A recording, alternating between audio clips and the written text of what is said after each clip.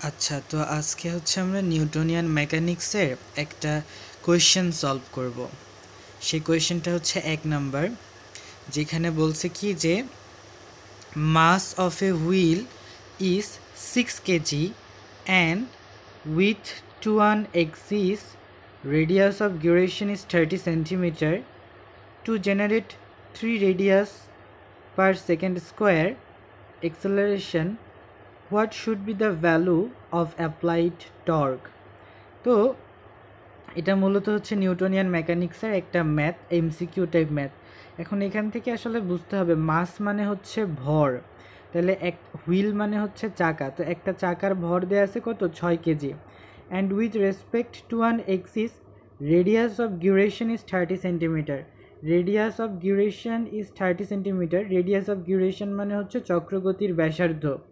Two generate 3 radius per second square acceleration, acceleration মানে হচ্ছে ত্বরণ, তাহলে জেনারেট মানে কি, জেনারেট মানে তৈরি করতেছে কত 3 রেডিয়াস পার সেকেন্ড স্কোয়ার। এই যে ত্বরণ, এটা কিন্তু আসলে কৌণিক ত্বরণ দেয়া আছে, কৌণিক ত্বরণ।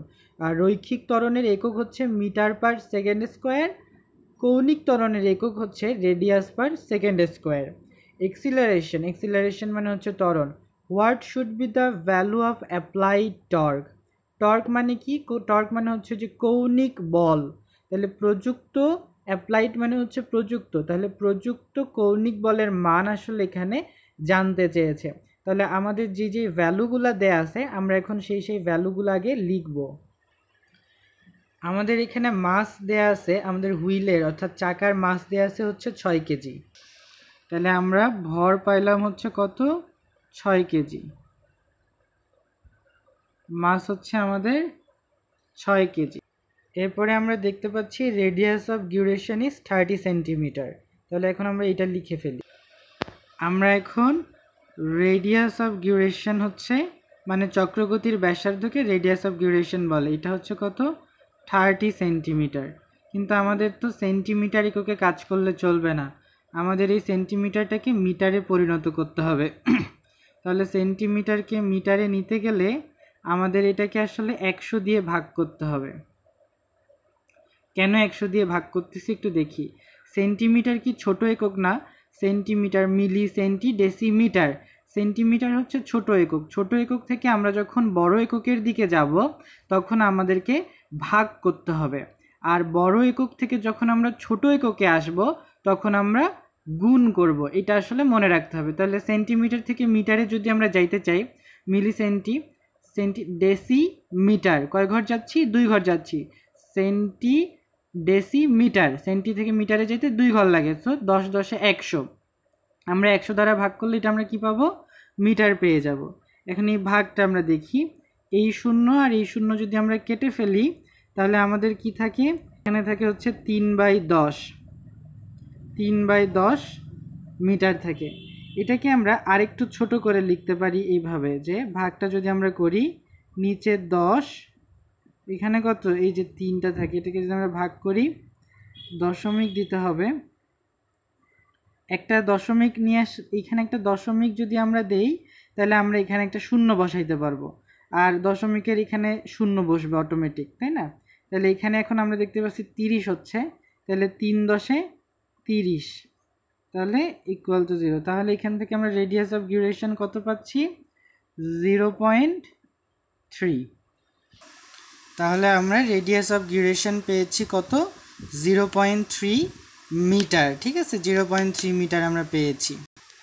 এখন আমরা দেখতে পাচ্ছি পরেরটা, যে two generate 3 radius per second, এটা কি 3 radius per second square acceleration, acceleration মানে হচ্ছে ত্বরণ, তাহলে আমরা এখানে কৌণিক যে ত্বরণ সেই কৌণিক ত্বরণ কত পাচ্ছি, 3 রেডিয়াস পার সেকেন্ড স্কোয়ার। তাহলে আমরা এখন কৌণিক ত্বরণকে আমরা কি দ্বারা প্রকাশ করি, আলফা দ্বারা প্রকাশ করি। এই আলফা হচ্ছে কত, 3 রেডিয়াস পার সেকেন্ড স্কোয়ার। রৈখিক ত্বরণকে আমরা এ দ্বারা প্রকাশ করি, তাই না? আর এর একক হচ্ছে কি মিটার পার সেকেন্ড স্কোয়ার, তাই না? এখানে এটা হচ্ছে আমাদের কি রৈখিক ত্বরণের একক, আর এটা হচ্ছে আমাদের কৌণিক ত্বরণের একক। আচ্ছা, তো এইবার আমাদেরকে বলছে কি যে what should be the value of applied torque? তো আমাদেরকে কি বের করতে হবে? আমাদেরকে টর্ক বের করতে হবে। তাহলে প্রশ্নে আমাদের কাছে কি চাইছে? আমাদের কাছে প্রশ্নে চাইছে হচ্ছে টর্ক কত। এখন টর্ক মানে কি? টর্ক মানে হচ্ছে কৌণিক বল। রৈখিক বলের আমরা একটা সূত্র জানি না, F = ma। তাহলে এটা যেহেতু কৌণিক টর্ক, মানে টর্ক মানে কি কৌণিক একটা বল চাচ্ছে, তাহলে এখানে কৌণিক বলের আমরা ওই যে F এর জায়গায় টর্ক বসাই দিলাম। I এটা তো ভরের আমরা কি জানি? টর্কের যে আসল যে সূত্রটা, এখান থেকে আমরা যদি একটু বলি I আমরা করতে পারি কৌণিক ত্বরণকে আলফা দ্বারা প্রকাশ করা হয়। তাহলে এখান থেকে আমরা 9-10-এর যে সূত্রটা মনে আছে, এখান থেকে কিন্তু আমরা টর্কের এই সূত্রটা আমাদের অটোমেটিক মনে চলে আসলো। তাহলে আমরা এখান থেকে টর্কের সূত্র পাচ্ছি কি? একটা হচ্ছে জড়তার ভ্রামক বা মোমেন্ট অফ ইনারশিয়া ইনটু হচ্ছে কি এক্সিলারেশন। এই এক্সিলারেশনটা কোন এক্সিলারেশন? এটা হচ্ছে এই যে এটা 3 রেডিয়াস/সেকেন্ড, অর্থাৎ কৌণিক ত্বরণ। এখন আমাদের তো প্রশ্নে আসলে জড়তার ভ্রামক কি কোথাও দেয়া আছে? মোমেন্ট অফ ইনারশিয়া কিন্তু দেয়া নেই, কিন্তু আমাদের এক্সিলারেশন কিন্তু দেয়া আছে। কত দেয়া আছে? 3 রেডিয়াস/সেকেন্ড²। তাহলে এই মোমেন্ট অফ ইনারশিয়ার আমরা আরেকটা সূত্র জানি, সেটা হচ্ছে I = mr²a, যেখানে mটা হচ্ছে কি মাস, আরটা হচ্ছে রেডিয়াস অফ ডিউরেশন, মানে কি ব্যাসার্ধ, চক্রগতির ব্যাসার্ধ। আর এখানে যেটা এক্সিলারেশন, আলফাটা হচ্ছে এক্সিলারেশন। তাহলে এবার আমরা যদি বসাই, আমরা m এর মান কিন্তু জানি, মাস আমাদের 6 কেজি দেয়া ছিল, মাস আমাদের 6 কেজি। এখানে আর যেটা আর এর মান হচ্ছে কত? এখানে হচ্ছে কত? 3/10। আমরা এই যে 0 0 কেটে দিছি, 3/10 এটাকে ইউজ করব। তাহলে 3/10 গাণিতিক হিসাবের সুবিধার্থে আমরা এটা ইউজ করলাম। এটার উপরে আসলে কি ছিল? স্কয়ার ছিল। আমাদের এখানে হচ্ছে কি এক্সিলারেশন কত? 3 রেডিয়াস/সেকেন্ড আমরা লিখেছি। এখন এটাকে যদি আমরা একটু লিখি যে 6 গুণন 3-এর উপর স্কয়ার করলে 3 × 9, 10-এর উপরে স্কয়ার করলে হয় 100, 10 10 100, এখানে থাকে হচ্ছে 3। এখন এইটাকে আমরা গুণ করে দিব উপরে। আমরা কি জানি? 6 লং 54 জানি। 6 লং আমরা কত জানি? 6 লং হচ্ছে কত? 54 গুণন 6 লং 54, এখানে কত থাকে? 3 থাকে। আচ্ছা, তাহলে এখানে আমরা 3 লিখতেছি, নিচে হচ্ছে আমাদের 100। আচ্ছা, ওকে, তাহলে আমরা আবার 3কে এবার 54 দ্বারা, 3 × 4 = 12, 2 হাতে কত থাকে? 1 থাকে। তাহলে 3 × 5 = 15 আর 1 = 16, তাই না? 16, নিচে কত? 100। এখন এটা দ্বারা এটাকে যদি আমরা ভাগ করতে চাই, তাহলে এখানে কত? 162। তাহলে এখন 162, এটাকে যদি আমরা প্রথমে 1 দ্বারা গুণ দেই, যদি আমরা এখানে 1 লিখি, তাহলে এখানে আসে কত? 100, রাইট? 100। আচ্ছা, তাহলে এখানে কত আসে? এখানে থাকতেছে শুধু 62। তাহলে এখন তো 100 বড় না 62 বড়? 100 বড়। তো 162কে কি 100 দ্বারা ভাগ করা যায়? যাবে না। তো যেহেতু যায় না, সেখানে আমাদেরকে একটা দশমিক নিতে হবে। এখানে আমরা যখনই একটা দশমিক নিব, এখানে আমরা তখনই একটা শূন্য পেয়ে যাব। তাহলে 620। তাহলে এবার আমরা এখানে 6 ইউজ করতে পারি, তাহলে এখানে 600 হয়ে যায়, তাই না? 600। আচ্ছা, তাহলে এখানে 0 2 থাকে। এখন এখানে যেহেতু আমরা একটা দশমিক নিয়েছি, সেহেতু আমরা এখানে একটা শূন্য অটোমেটিক পেয়ে যাব। আমরা চাইলে ব্যবহার করতে পারবো, আমাদের এখন শূন্য নেওয়ার লাইসেন্স হয়ে গেছে, তাই আমরা শূন্য ব্যবহার করতে পারি। তাহলে 200। এখন আমরা জানি যে 100কে 2 দ্বারা গুণ করলে কত হয়? 200 হয়। কত হয়? 200 হয়। তাহলে সেই হিসাবে এখানে হচ্ছে 0। তাহলে আমাদের টর্ক যেটা, অর্থাৎ যেই টর্ক, সেই টর্কটা আসতেছে কত? 1.62। এখন টর্কের একটা একক হচ্ছে নিউটন মিটার। টর্কের একক হচ্ছে নিউটন মিটার, মুখস্থ। তাহলে টর্কের একক কি? Newton metre. টর্কের একক হচ্ছে নিউটন মিটার। সো এটা হচ্ছে আমাদের অ্যান্সার। তাহলে আমরা আমাদের অ্যান্সার বুঝতে পারলাম কত, 1.62 নিউটন মিটার। আচ্ছা, এখানে 2 নাম্বার কোয়েশ্চেনটা একটু দেখি। এখানে 2 নাম্বার কোয়েশ্চেনে বলছে কি যে what is the intermediary angle between action and reaction.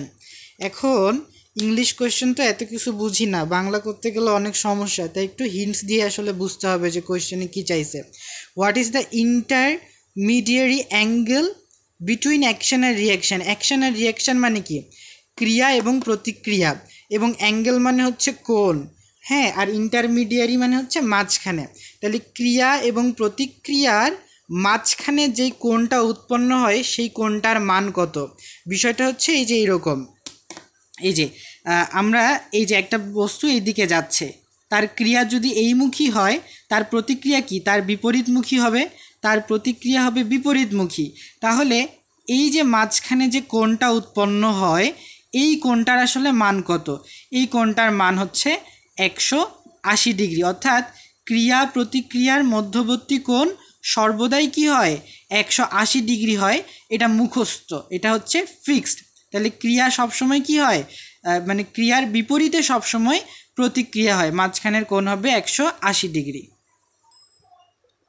আচ্ছা, আমরা এখন 4 নম্বর প্রশ্নটা দেখি। আমাদেরকে বলছে কি যে which one of the following is correct, অর্থাৎ এখানে একটা সূত্র, 4টা সূত্র দিয়ে রাখছে, বলছে যে কোনটা কারেক্ট আর কি। ঠিক আছে, তো এটা আসলে এল মানে আমরা কিন্তু ভরবেগ জানি, কৌণিক ভরবেগকে এল দ্বারা প্রকাশ করা হয়। এখানে মূলত কৌণিক ভরবেগ এবং রৈখিক ভরবেগের মধ্যে একটা সম্পর্ক বোঝানোর চেষ্টা করা হচ্ছে, যে কৌণিক ভরবেগ এবং রৈখিক ভরবেগের মধ্যে সম্পর্ক কি। আমরা পূর্ববর্তী ক্লাসে কিন্তু এই সূত্রটা নিয়ে আলোচনা করেছি।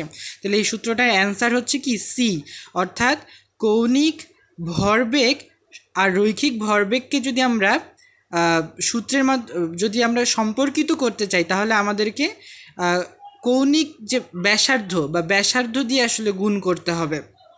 তাহলে কিন্তু আমরা রৈখিক ভরবেগ এবং কৌণিক ভরবেগের মধ্যে সম্পর্ক পাবো। এবং অবশ্যই ভেক্টর গুণন থাকতে হবে, ক্রস গুণন থাকতে হবে।